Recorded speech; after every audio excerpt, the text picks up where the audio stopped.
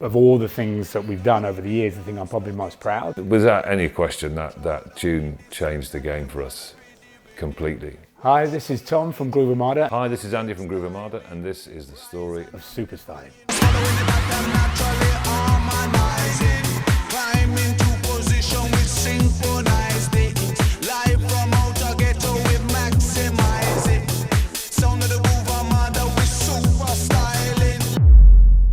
How did we both meet now it was formed? That is going back a little bit now. Tom was a brilliant football player with an amazing disco collection, and we had this kind of trade-off going where he would teach me how to play football because I was a terrible football player, and then he would bring some disco records that he wanted to kind of learn how to sample and loop. We sort of bonded. I played him tunes and he played my bass guitar like a way better than I'd ever played it. It was a bit annoying, but that was it. And then we just started very slowly making records for fun, you know, in really early days with like one sampler and a keyboard and possibly a bit of software, and that's it. Really, it started as a club. Captain Sensual at the helm of the Groove Armada, and I think the shortening of the title was simply a reduction in printing costs. For various reasons, the club didn't work out. Definitely tended to be like better DJs than we were promoters, and we just started making records under that name instead. So we had this absolutely wicked residency in Fabric for years in room 3 up at the top. And so it was all kind of, you know, spilt drinks and chaos and cigarette smoke and stuff. And we had our MC, MAD, was in the booth. And at some point we were playing a track, I think it was like an old Diggs and Woods track, a DIY tune. And Mike started doing that kind of melody and that rhythm of the vocal. Where we met in the middle with Mike, because Mike was coming for a sort of a drum and bass thing, and we were probably coming for more of a soul and funk thing.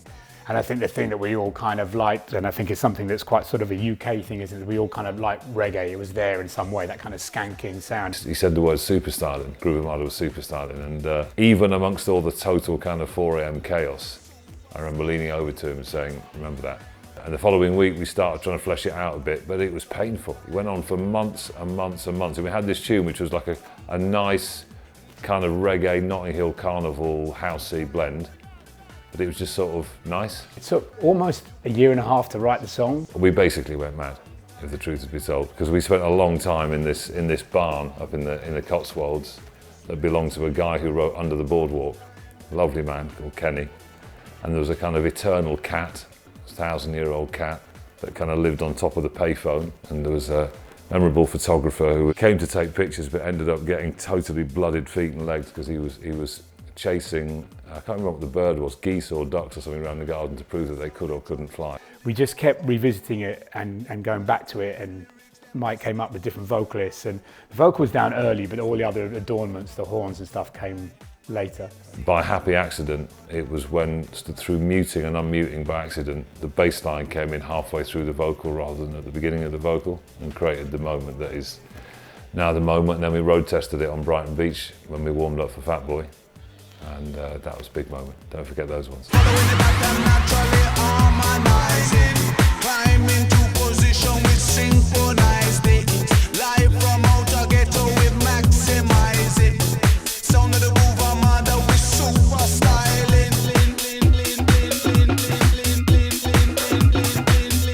Without any question, that tune changed the game for us. Completely. We had this chance to start closing festivals and stuff that we really wanted to do, and being live, playing live was always a thing that was important to us, and probably of all the things that we've done over the years, the thing I'm probably most proud, you know, and so I think Superstyling kind of supercharged that whole experience, which is great. It was just this mad shift where like one minute we were sort of around the corner from here on a typical sort of grotty but brilliant Saturday night in a basement, and the next minute we were sort of being driven everywhere in LA in a limo, even though it's only like 10 metres down the road, you still got to get in a limo. And we got caught up in the tail end of the classic cliched big label world, you know, all men, cigars, and ridiculous sums of money and ridiculous small margins for the artists. We did all of that.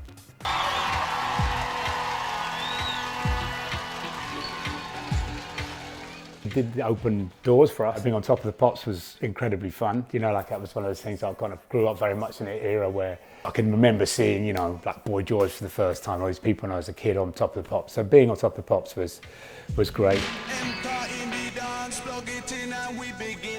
Crowd up in the center, they watch for the rhythm. Watch the way we drop it in a mix time. Rise and amplifying when we come in with the swing.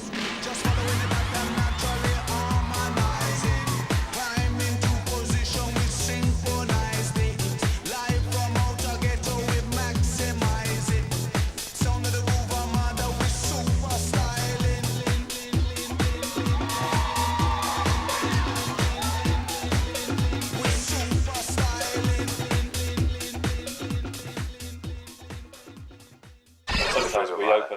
door, which sadly you can't see, but believe us, outside that door are hundreds of millions of other worlds, and sometimes we throw the door open and say, have some of these tracks. There's a power about rhythm, there's a power about bass that can send out a message that's just saying to planets all around, to Mars and Neptune and to Pluto, all those planets come to us because we share a common language.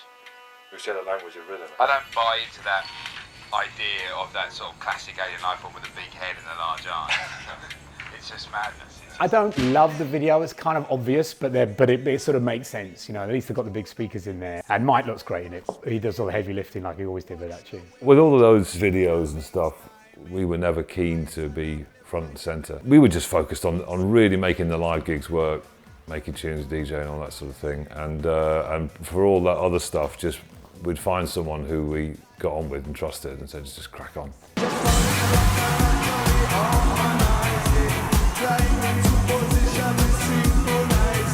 Glastonbury is obviously like it's a North Star. It's the thing we all dream of doing as kids, and we've all been there. And that stage, particularly that other stage, is really famous in terms of sort of dance, music, folklore. So we worked super hard for it, but in a way, I didn't really enjoy the show because I was so nervous for the whole thing.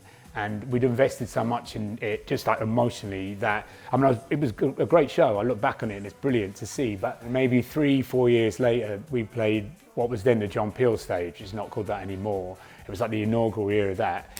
And we'd just done an album called Black Light. And that was the gig that I sort of enjoyed because we'd come off the back of 2-3 months touring. So we were super tight. Everything felt so kind of easy and effortless,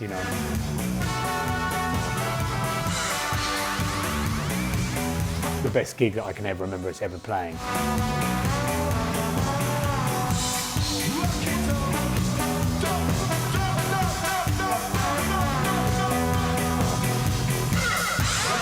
Drop it on the up on the line. One time lyrics, they must stick on your mind.